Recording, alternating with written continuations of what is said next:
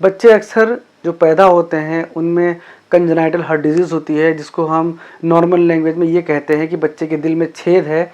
इस तरह के बहुत से बच्चे होते हैं जो कि अनडिटेक्टेड होते हैं, हमें पता ही नहीं चलता या डॉक्टर को नहीं पता लगता है, क्योंकि कुछ बीमारियां ऐसी होती हैं जो कि बर्थ पे प्रेजेंट करती हैं, कुछ होती हैं जो 1 हफ्ते के बाद प्रेजेंट करती हैं, कुछ लेटर लाइफ में प्रेजेंट करती हैं। ये बीमारियां अक्सर बच्चों में होती हैं और हमें उसके सिम्टम पता नहीं होते हैं। उसके बाद जब चीज़ें बहुत ज़्यादा बिगड़ जाती हैं, बहुत ज़्यादा ख़राब हो जाती हैं, तब जाके हम डॉक्टर के पास जाते हैं और वहाँ पे चेकअप पे पता लगता है कि बच्चे के दिल में छेद है। तो आपको ये जानना बहुत ज़रूरी है कि अगर दिल में छेद है, यानी कि मेडिकल टर्म में अगर हम बोले तो कंजेनाइटल हार्ट डिजीज़ अगर किसी को है तो क्या सिम्टम होते हैं, बच्चा किस तरह से प्रेजेंट करता है, कैसे है, उसको हम जल्दी से जल्दी उसको हम डिटेक्ट करें और अपने डॉक्टर से कंसल्ट करके उस बीमारी को जल्दी पकड़ें। हेलो एवरीवन, मैं हूं डॉक्टर मोहम्मद नूर आलम खान। मैं वेलकम करता हूं आपका अपने चैनल हेल्दी चाइल्ड पर। तो ये वीडियो ज़रूर देखिएगा, लास्ट तक देखिएगा, ये जानकारी आपके बहुत काम आने वाली है। और अगर आपने इस चैनल को सब्सक्राइब नहीं किया है अभी तक, बिल्कुल सब्सक्राइब कर लीजिए, क्योंकि ऐसी ज़रूरी और काम की वीडियो मैं आपके लिए लेके आता रहता हूँ। तो आइए स्टार्ट करते हैं आज का टॉपिक। तो डियर पेरेंट्स, ये जो कंजेनाइटल हार्ट डिजीज़ है, यानी कि जो दिल में छेद की बीमारी है, ये कई तरह की होती है। कुछ बर्थ के तुरंत बाद प्रेजेंट करती है, कुछ बाद में प्रेजेंट करती है। तो अगर आपका बच्चा बहुत छोटा है, न्यूबॉर्न है, तो उसमें आपको क्या क्या सिम्टम दिखेंगे, पहले वो डिस्कस करते हैं, बाद में फिर बड़े बच्चों में क्या होंगे वो मैं आपको बताऊँगा। तो अगर बच्चा आपका न्यूबॉर्न है या इन्फेंट है, इन्फेंट तक हम कवर कर लेते हैं, तो ऐसे बच्चे, एक तो बर्थ के टाइम पे बच्चे को हो सकता है कि बच्चा नीला पड़ रहा हो बार बार, हो सकता है उसकी सांस तेज चल रही हो सकता है बच्चा जब नर्सरी में हो उस टाइम पे उसका लंबा स्टे रहा हो, कोई भी बीमारी ना हो, एक्सरे नॉर्मल हो, हर चीज़ नॉर्मल हो, फिर भी जो सांस लेने की जो स्पीड है उसकी वो ज़्यादा हो, 60 से ज़्यादा बनी रहे। अब आप बच्चे को घर लेके आ गए तो बच्चा आपका फीड कम ले, या एक बहुत ही कॉमन सिम्टम होता है जो कि अक्सर मेरे पास कमेंट्स भी आते हैं, वो ये हैं कि पेरेंट्स पूछते हैं कि बच्चा हमारा दूध पीते वक्त या फीड लेते वक्त उसके माथे पे बहुत ज़्यादा पसीना आता है। तो दोस्तों, वैसे तो नॉर्मल अगर गर्मियों का सीज़न है और अगर ह्यूमिड इन्वायरमेंट है तो ये नॉर्मली भी मिल सकता है, बट लेकिन अगर ये नॉर्मल सीज़न है, ठंडक है, ठंड में भी अगर ऐसा हो रहा है आपके बच्चे को फीडिंग लेते वक्त माथे पे पसीना आ रहा है, तो फिर आप अलर्ट हो जाइए, ये हार्ट डिजीज़ हो सकती है। जो बच्चे हार्ट डिजीज़ वाले होते हैं, जैसे ही आप बच्चे को फीड कराएंगे, बच्चा थोड़ी देर फीड लेगा, उसके बाद फिर वो स्टॉप हो जाएगा, उसके बाद फिर वो ऐसे सांस उसकी फूलेगी, फिर बच्चा रेस्ट करेगा और फिर फीड स्टार्ट करेगा। इसको हम बोलते हैं सक रेस्ट सक साइकिल। तो ये जो कंजेनिटल हार्ट डिजीज़ वाले बच्चे हैं, यानी कि दिल में जो छेद वाले बच्चे हैं, उनमें ये बहुत कॉमनली मिलता है। तो अगर आपका बच्चा फीड लगातार नहीं लेता है, लेके तुरंत थोड़ी देर रुक के फिर फीड लेता है, फिर थक जाता है, फिर लेता है, फिर फीड लेता है, या फिर बच्चा फीड लेने के बाद थोड़ा सा 2-4 ml फीड लेने के बाद सो जाता है और सोने के बाद फिर वो भूख से उठता है, 15-20 मिनट में फिर रोता है, फिर आप फीड कराते हैं। अगर ये साइकिल रेगुलर चल रही है तो फिर आपको अलर्ट होने की ज़रूरत है, आपको बच्चे को अपने डॉक्टर को दिखाना है। कुछ सिम्टम और होते हैं, जैसे अब आपका बच्चा अभी साल भर का होने वाला है, तो पिछले 1 साल में उसको कई बार निमोनिया हो चुका होगा अगर उसको हार्ट डिजीज़ है तो।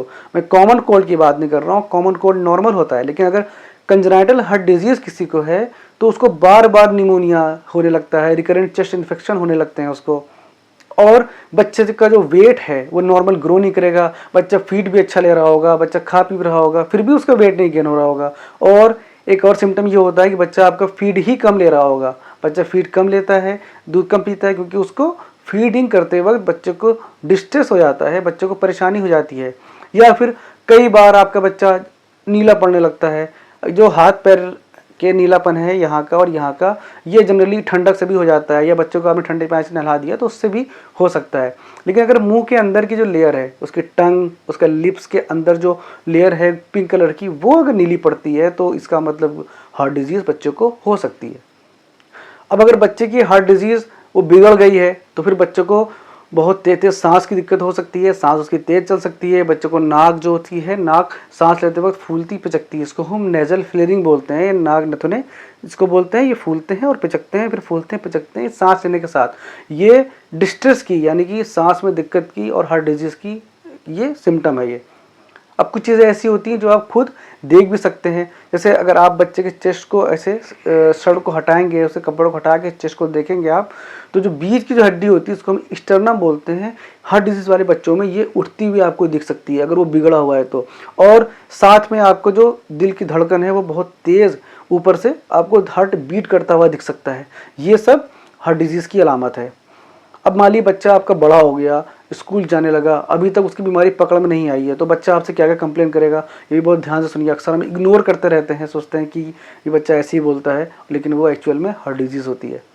तो ऐसे बच्चे जो बोलने लगे हैं, जो बताने लगे हैं, वो आपको ये बोलेगा कि स्कूल गया है, स्कूल में ज़रा सा भी वो खेलता है तो हाँफने लगता है, उसके हाथ पैर में दर्द होने लगता है। बच्चा शाम को जब आएगा तो बाकी बच्चे जैसे स्कूल से आने के बाद शाम को थोड़ा सा वो खेलने प्रेफर करते हैं, खेलना चाहते हैं। आपका बच्चा सोना चाहेगा, क्योंकि उसको हार्ट डिजीज़ की वजह से उसको एक्सर्शन है, उसको थकान है, उसकी ऑक्सीजन है वो पूरी नहीं हो पा रही है, तो बच्चे को नींद आती रहेगी, बच्चा सुस्त रहेगा, उसकी जो एकेडमिक एक्टिविटी है, पढ़ाई लिखाई में बच्चे का बहुत अच्छा मन नहीं लगेगा, और जो फिजिकल एक्टिविटी है बच्चा बिल्कुल नहीं कर पाएगा। सीढ़ियाँ चढ़ेगा तो हाँफने लगेगा, सीढ़ियाँ चढ़ते ही बच्चा थोड़ी देर बैठेगा फिर रेस्ट करेगा। जनरली बच्चे जो होते हैं वो बहुत एक्टिव होते हैं, भागना दौड़ना खेलना कूदना, इन सब से उन्हें थकान नहीं आती है। लेकिन अगर आपके बच्चों को आ रही है तो आप उसे सीरियसली लीजिए। बहुत सारी वजह होती हैं वैसे थकान की, लेकिन हार्ट डिजीज़ भी उसमें से एक हो सकता है। कभी कभी ऐसा भी हो सकता है कि आपका बच्चा ये कंप्लेन लेके आए कि मेरे सीने में दर्द हो रहा है, चेस्ट में पेन हो रहा है। और कभी ऐसा भी हो सकता है कि आपके बच्चे की जो ग्रोथ है नॉर्मल, वो ग्रोथ भी नहीं हो पा रही है, बाकी बच्चों के मुकाबले वो कम ग्रो कर रहा है, हाइट और वेट ये सब उसका कम रह रहा है।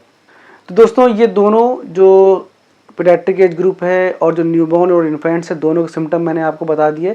छोटी सी वीडियो थी ये, लेकिन बहुत ज़्यादा काम की वीडियो है ये। और इस चीज़ को, सारे सिम्टम को अपने ध्यान में रखिए। अगर कभी भी ऐसा कुछ लगता है आपको अपने बेबी में, तो बिल्कुल भी कोताही मत करिए। एक बार किसी नियरेस्ट पीडियाट्रिशियन से उसका ओपिनियन ज़रूर ले लीजिए, और ये रूल आउट कर लीजिए कि हार्ट डिजीज़ बच्चे को ना हो, क्योंकि उससे बच्चे का ना ग्रोथ हो पाता है, ना बच्चे का विकास हो पाता है, और ही बच्चे को दिक्कत हो सकती है। चीज़ें अगर बिगड़ गई, गड़बड़ हो गई, तो फिर कंट्रोल करना भी मुश्किल होता है। दोस्तों हार्ट डिजीज़ बहुत तरह की होती है, जैसे PDA patent ductus arteriosus, VSD ventricular septal defect, या ASD एट्रियल सेप्टल डिफेक्ट, इसके अलावा TGA और भी बहुत सारी बीमारियां होती हैं हार्ट डिजीज़। तो अगर आपको इनमें से कोई भी टॉपिक अगर स्पेशल वीडियोस पे चाहिए तो वो भी मैं बना सकता हूँ, बट उसके लिए अच्छी खासी रिक्वेस्ट होनी चाहिए, क्योंकि मैं ये प्रेफर करूँगा कि जो टॉपिक ज़्यादा लोग चाहते हैं वो मैं ज़्यादा बनाऊँ। तो दोस्तों आप लोग बताइएगा मुझे, कमेंट में मुझे रिप्लाई करिए कि क्या स्पेशल टॉपिक चाहिए। अगर छोटी मोटी क्वेरी है तो वो भी आप पूछ सकते हैं। ये वीडियो पसंद आए तो इसे लाइक कर लीजिएगा, और आपके जो भी कॉन्टैक्ट हैं, जो भी रिलेटिव हैं, उनको ये शेयर करिए। मैं हर बार बोलता हूँ, शेयरिंग इज़ ए केयरिंग। दोस्तों इस चैनल पे अपना प्यार ऐसे ही बनाए रखिए और देखते रहिए हेल्दी चाइल्ड। Thank you.